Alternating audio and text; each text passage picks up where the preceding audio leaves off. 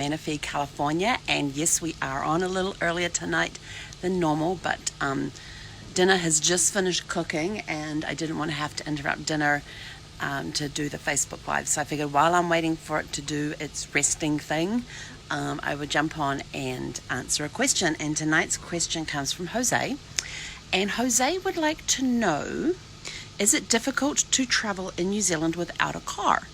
Now, most of my clients, when they go to New Zealand, do self-drive themselves around. I have had 3 now, in the over 10 years I've been doing this, I've now had 3 people take a cruise around New Zealand, but they've all extended their stay and done land either before or after the cruise, depending on if the cruise started in New Zealand or it started in Australia.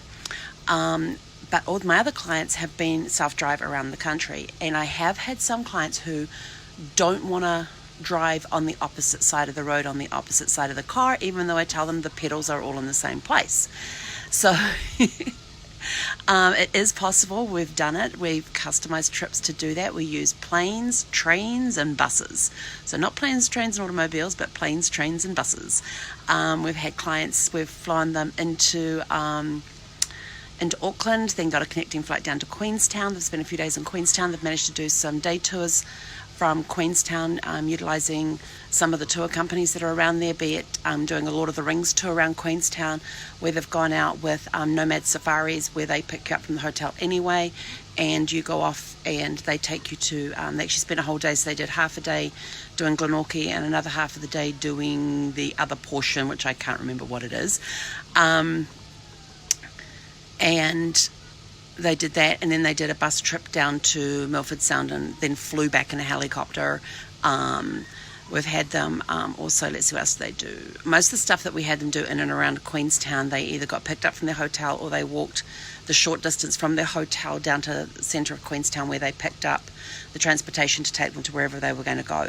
And they actually went skiing while they were down there, so they were down there during ski season, during the winter. And so we got them up on the ski fields and they had a blast. Then we took them from there and flew them up to they did a bus to Christchurch. So they went up through the Mackenzie country there into Christchurch. And then from Christchurch they took the train up to Picton. And Picton's at the top of the North Island, and it's in the Marlborough Sounds there, and that's where the Inter-Island ferry comes in to go across to Wellington to connect you with between the North Island and the South Island. And so they took the Inter-Island ferry across to Wellington, spent a few days in Wellington, again, centrally located hotel that was very easy for them to walk to the different cafes and the restaurants there. And then we had them doing day tours and things. Some of them we actually just put them on the local buses, the local city buses and things. And they walked around. They walked far enough that they were able to go up the cable car up to Kelburn there and go for a walk through the botanical gardens, then brought the cable car back down again. Other times they were just taking the local buses to get them out to places and walking from wherever the nearest bus stop was to wherever they wanted to go. Like they went out to Weta Caves, so they caught the bus out to Miramar and got the bus stop that was the bus that went closest to Weta Caves, and then walked from there and did the reverse to get back. So very easy for them to get around. And then from there we flew them from Wellington to Rotorua, where again lots of day stuff happening around up there as well, so plenty of places. Again, they were centrally located where they could either pick up local tours, or they could be they would even take cabs, Ubers, that sort of stuff as well to get to wherever they needed to go. But it was all planned out. They had a blast, and they're not the only couple that I've sent down there that have wanted to get around New Zealand without having to drive themselves. So buses have worked very well. I had one client who flew into Auckland and was doing some lectures at the Auckland University, and we planned her trip around the South Island for her, and she was actually on the bus, and they were going to go from Queenstown over Haas Pass to Fox Glacier and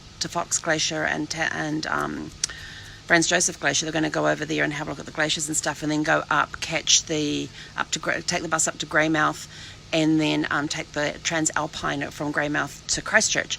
And as they're heading out of Queenstown, they get to Wanaka there, they're going to go up to the Haas Pass to find out it's closed. You're getting redirected to Christchurch. So she got on her phone, she texted me straight away. I got on to the tour operators there in New Zealand that were taking care of all of her arrangements and stuff, and we got everything changed around and all of that sort of thing. So you got to work with what goes. You got to work with what goes. So yes, it is absolutely possible to travel around New Zealand without a car, especially if you're down there touring and stuff. There's lots of tours that will pick you up from the hotels, lots of tours that will pick you up from the eyesight, and the eyesight is like your visitors centre. Great central locations. We always, if you're not driving your own car, we always get you hotels that are easy walking to local attractions, shopping, restaurants, cafes, that sort of thing. So we always get you centrally located hotels, so you're not out on the outskirts of town and then having to figure out how to get into town.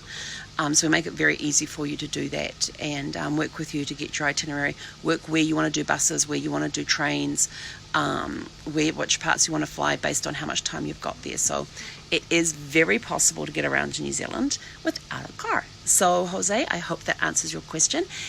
If you have a question that you would like us to answer about travel, then please private message me, and your question could end up being our question of the day. Let's see who we've got here. Oh, lots of people on tonight.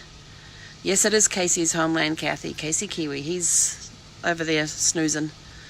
Let's see. Well, good morning from Indonesia. I am super fantastic and sparkling. Thank you for asking. Middle Earth. Yes, Middle Earth, you can very easily. They actually have a bus that will pick you up downtown in Rotorua and take you out to Hobbiton, and Hobbiton is always a guided tour through the place. It's not a self-guided tour there at all, and you really do need to have the guided tour when you're at Hobbiton, because they're telling you some of the behind-the-scenes stuff, and each guide has their own little stories that they like to tell. And the one that we had was showing us how the moss was growing on the sunny side of the fence and not the shade side of the fence, and telling us how they did that, and then how in the movie this is east over here and this is west over here, where in actual fact when we're standing there, this was east over here and this was west over here. So it was very interesting to hear how they make you think it's the other way around. So yes, there's lots of different places in New Zealand that you can go to, where there's different tours and stuff you can do of Middle Earth, where they pick you up from the hotel, or they'll pick you up from the local eyesight centre there as well. So it's very, very easy. You just got to coordinate timetables and stuff, and you can get bus passes that allow you on the intercity buses that go from one city to the next, where you can get the bus pass for a certain time, and you can decide, oh, I want to spend 3 or 4 days in this town, and then you catch the bus 3 or 4 days later to go somewhere else. So you actually have a bus pass that you can actually use over a certain amount of time while you're traveling New Zealand, and do it that way. Other ways you can get around New Zealand without a car is getting on a cycle, go on a bicycle. We've had people who like doing... there's a visa you can get in New Zealand that is like a working visa.